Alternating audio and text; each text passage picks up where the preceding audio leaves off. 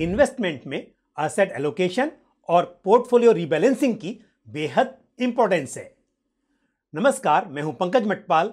स्वागत है आपका म्यूचुअल फंड के इस खास कार्यक्रम म्यूचुअल फंड के फंडे में। इन्वेस्टमेंट के लिए वेरियस एसेट क्लासेस हैं और हर एसेट क्लास की अपनी विशेषता है।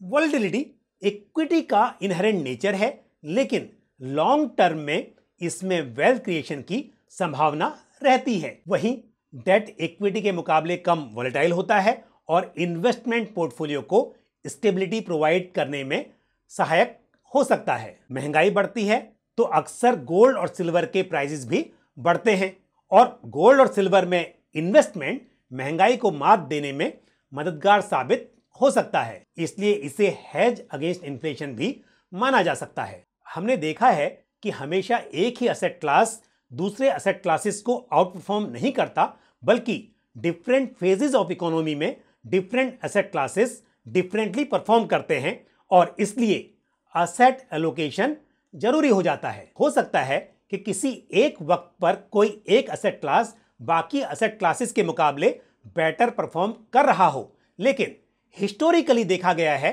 कि एसेट एलोकेशन में लॉन्ग टर्म में higher risk adjusted returns generate करने की क्षमता होती है। साथ ही दो एसेट क्लासेस के बीच लोअर कोरिलेशन से डाइवर्सिफिकेशन का फायदा मिलता है और इससे पोर्टफोलियो में वोलेटिलिटी कम हो सकती है। लेकिन over a period of time different asset classes की डिफरेंट परफॉर्मेंस की वजह से उनका पोर्टफोलियो में वेटेज चेंज होता रहता है। एसेट एलोकेशन का ऑब्जेक्टिव अचीव करने के लिए from time to time portfolio की रीबैलेंसिंग भी जरूरी है। रीबैलेंसिंग का मकसद है पोर्टफोलियो को ओरिजिनल एसेट एलोकेशन में वापस लाना, ताकि यह सुनिश्चित हो सके कि आप अपने ओरिजिनल प्लान से ज्यादा रिस्क ना ले रहे हों। पोर्टफोलियो रीबैलेंसिंग एक फिक्स्ड इंटरवल जैसे कि एनुअली या सेमी एनुअली की जा सकती है, या फिर जब ओरिजिनल एसेट एलोकेशन एक सर्टेन परसेंटेज से डाइवर्ट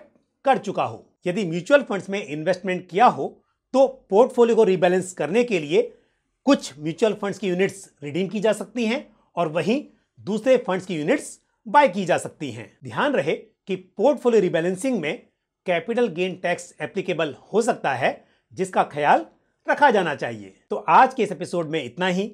यदि म्यूचुअल फंड से जुड़ा हुआ आपका कोई भी सवाल या सुझाव हो तो आप कमेंट बॉक्स में पोस्ट कर सकते हैं। आज के इस एपिसोड में इतना ही।